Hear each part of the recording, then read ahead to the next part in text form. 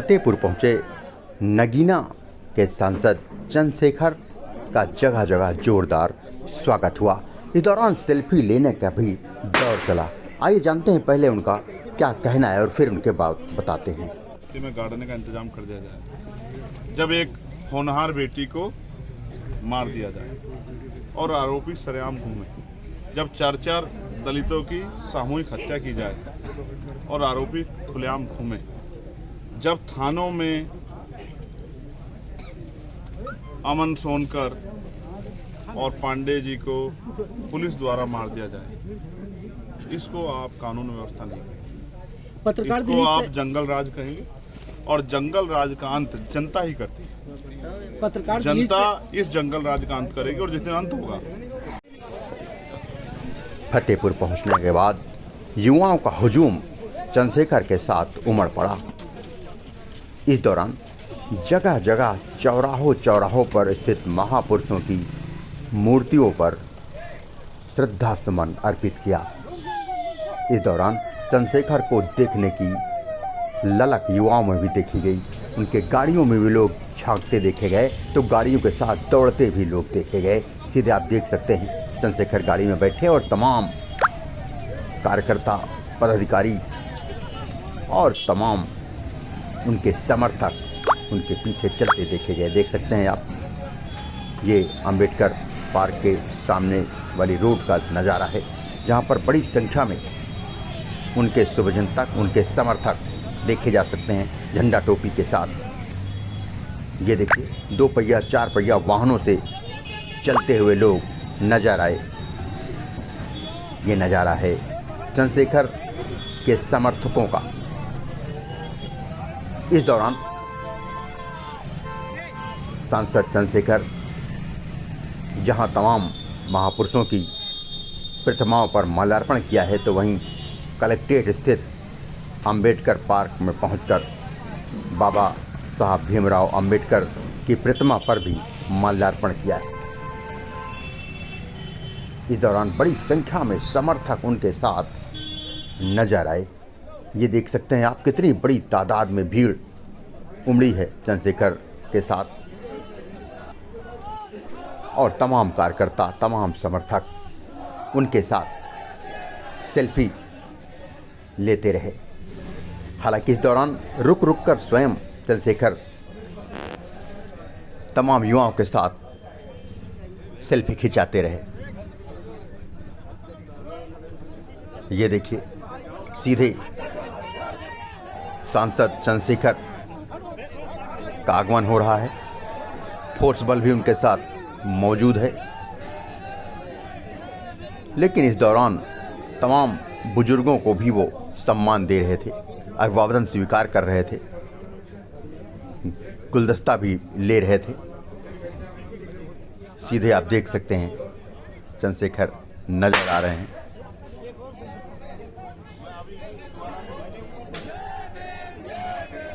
बड़ी संख्या में लोग मौजूद और बाबा साहब भीमराव अंबेडकर की प्रतिमा पर माल्यार्पण करने के लिए पहुंचे तो नीचे खड़ी तमाम महिलाओं को भी उन्होंने ऊपर प्रतिमा स्थल पर बुलाया और उनके साथ बाबा साहब भीमराव अंबेडकर की प्रतिमा पर माल्यार्पण कर उन्हें नमन किया नगीना के सांसद चंद्रशेखर ने। सीधे आप देख सकते हैं, ये नज़ारा है फतेहपुर के कलेक्ट्रेट का। जिले में आपका आगमन हुआ है और क्या क्या कार्यक्रमों में भाग ले रहे हैं और किस तरीके से अपने समाज को जागरूक करना है या क्या कुछ कार्यक्रम है? जाति तोड़ो समाज जोड़ो, बहुजन हिताय बहुजन सिखाए। हमारे महापुरुषों ने ये नारा बहुत लंबे समय पहले दिया और इस आधार पर दिया कि जो सताए गए लोग, कमजोर वर्ग के लोग, उनको अपने अधिकारों की रक्षा के लिए एकजुट हो जाना चाहिए। बाबा साहब ने भी इस नारे को और आगे बढ़ाया।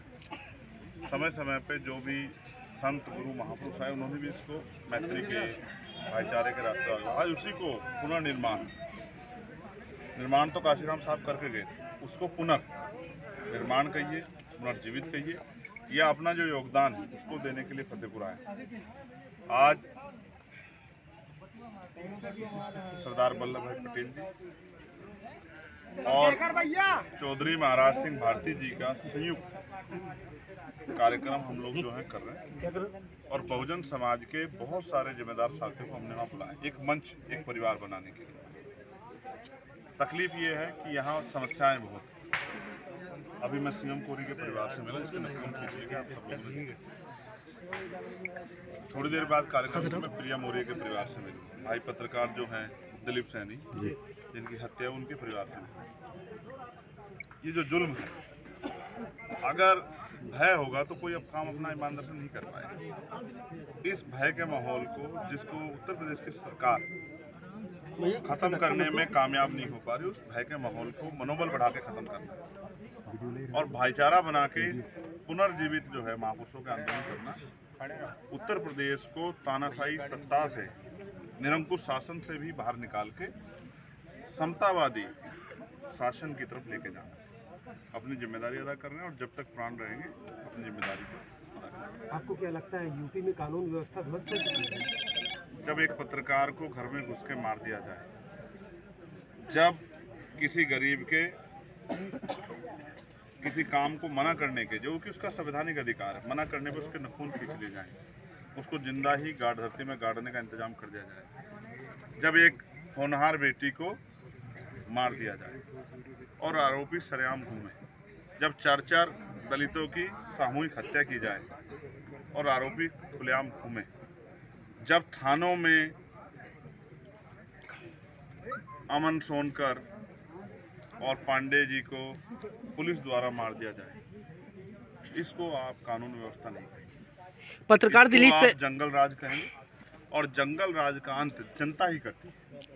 पत्रकार दिलीप से इस जंगल राज का अंत करेगी, और जिस दिन अंत होगा तो दोबारा उदय होने में बहुत समय लगेगा। मेरी बात, पत्रकार दिलीप सैनी की पत्नी ने सीबीआई जांच की मांग की है, उनको पुलिस पे भरोसा नहीं है। ये आप पत्रकार साथियों के सवाल का जवाब है कि कानून व्यवस्था कैसी है। अगर पत्रकार का परिवार, पहले तो उस परिवार के लिए मेरी संवेदना है कि कुदरत उनको दुख सहने की शक्ति दे, लेकिन अगर वो परिवार जो कमजोरों की आवाज बन रहा था, उस परिवार की बेटी भाई दिलीप की पत्नी ये कह रही है कि मुझे पुलिस पे भरोसा नहीं है, तो कानून व्यवस्था क्या हाल है, और वो सत्ता की चौखटों पे दम तोड़ चुके थे, ये इसका जवाब है। 4 दिन गुजर कर जाने के बाद भी मुख्य आरोपी अभी तक पकड़े नहीं गए। ये तो मैंने कल अपनी बात रखी और अधिकारियों से बात करी, तो एक आदमी रात में गिरफ्तार कर लिया। मैं आज उन परिवार से मिलूंगा और मैं वचन देकर कहता हूँ कि ये विषय पार्लियामेंट में उठेगा, हर हालत में उठेगा। पत्रकारों की सुरक्षा होनी लाजमी है। सब पत्रकार ईमानदार से अगर पत्रकारिता धर्म निभाए तो सत्ता निरंकुश नहीं होगी। मेरी बात को उपचुनाव को किस तरीके से देखते हैं? उपचुनाव में चुनाव पे फिर किस दिन बात इस दौरान यूपी में कानून व्यवस्था पर भी उन्होंने सवाल खड़े किए। 1 मिनट बोलने दीजिए। लेकिन अगर सिर्फ नारों से काम चल जाता तो बाबा साहब को अपने 4 बच्चे कुर्बान किए। नारा से जोश पैदा होगा, ये अच्छी बात है, लेकिन होश में रह के आंदोलन को आगे बढ़ाने के लिए भी कमर कसो। ठीक है, मैं तो इस आधार पर ये कह सकता हूँ कि जिनका राज होता है उन्हीं का धम आगे बढ़ता है। ठीक है, जिनका राज नहीं होता उनका धम भी पीछे।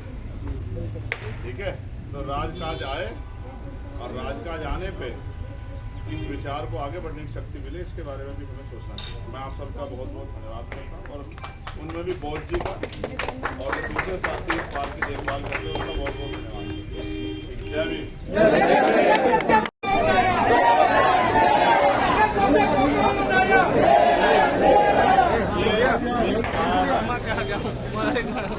ये संघर्ष करके ये सिर्फ नोट नहीं है, इसको कमाने के लिए मजदूर सुबह से मजदूरी करता, शाम तक तब जाके मिलता है।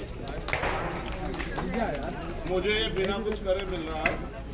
मैं वचन देके कहता हूँ, ये जरूरी है कि मूवमेंट के लिए सहयोग जरूरी है। बाबा साहब ने सिखाया, लेकिन ये नोट कभी इतनी मेरी कभी कमजोरी नहीं बनेगा कि आंदोलन में कोई पूरी बात हो जाए। मैं इस बात का वचन देता हूँ आपको यहाँ पर। ठीक है, मैं आपको ये विश्वास दिलाता हूँ कि आपके खून पसीने की कमाई से इस आंदोलन को हम लोग और तेजी से आगे बढ़ाएं। मेरी आपके साथ